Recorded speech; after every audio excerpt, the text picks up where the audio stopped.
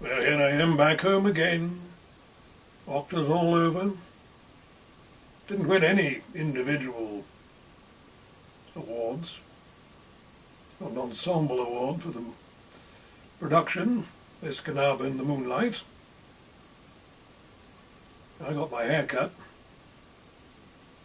which was rather nice after not being able to cut it for a couple of months. Now what? Well, let's see. I had an audition today for something, and on Saturday I'll be shooting a scene in a motion picture that, well, you'll know what it's about when it's released.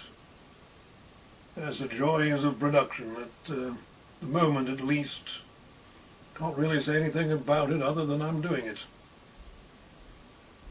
At least for one evening.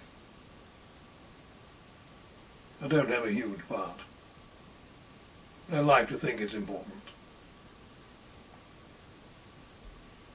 Beyond that, I stopped in Sebring on the way home from OCTA, saw my mother, 90 years old, and still hanging in there, as they say. Complaining constantly, but she's still hanging around. I suppose I'll be complaining all the time myself when I get to be that age. Presuming I get to be that age. There are certainly no guarantees. Friday evening I'm going to Columbus Civic Theatre and see Antigone. I have several friends in that cast. And Saturday, as I already said, that evening I've got a film shoot. Sunday I don't have a damn thing to do, really. Which means I'll probably work on Lady Bird, the Stuart Giles audiobook I'm currently recording. The third in the Detective Sergeant Smith series. And just as weird and interesting as the other two. And presumably the ones that follow as well. I haven't read those yet. I enjoy working on those. They're very good books. Everyone who watches this should buy them. It would be a good thing to do. It would help me with my retirement, such as it is. And of course, last Wednesday my daughter had another child. She had to give me a granddaughter. I'll see her in about 3 months, along with my grandson.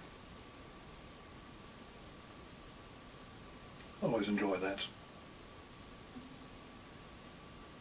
And that's about all for the moment. Oh, I'm working on a book. I'm working on a book about community theatres, acting in community theatres, auditioning for community theatres, organising community theatres, the things that are wrong with community theatres. Particularly incensed about the ancient, truly ancient belief that this is our theatre, we've been here a long time, we know our audience.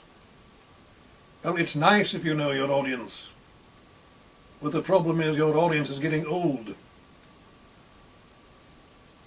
And while it's lovely to fill the theatre up with people in their 60s and 70s, it would be just as lovely to fill it up with people in their 20s and 30s.